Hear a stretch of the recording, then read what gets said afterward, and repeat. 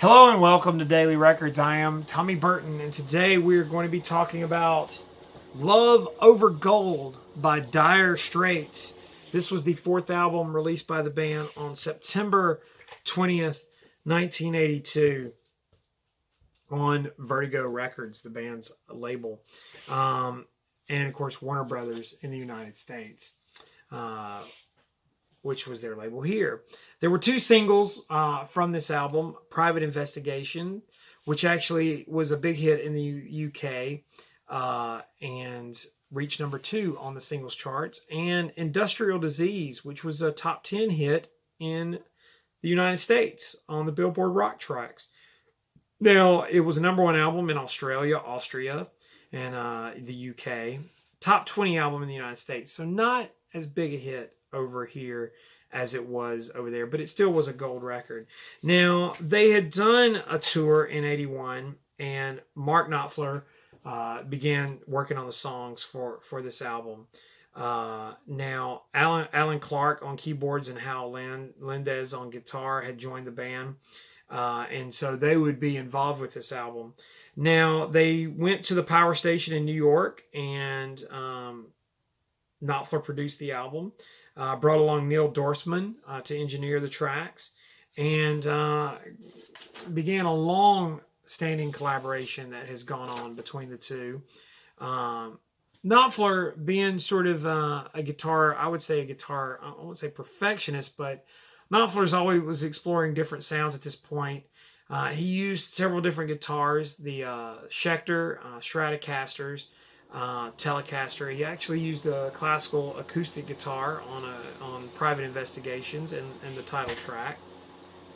So some different types of sounds on the album, but there were some other songs that weren't released.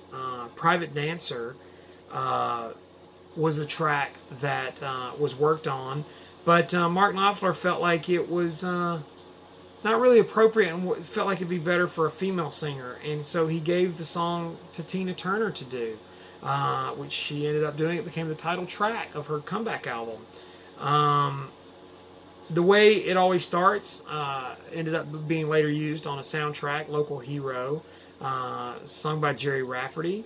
And another song, Badges, Posters, Stickers, and T-Shirts, which was a B-side to Private Investigations.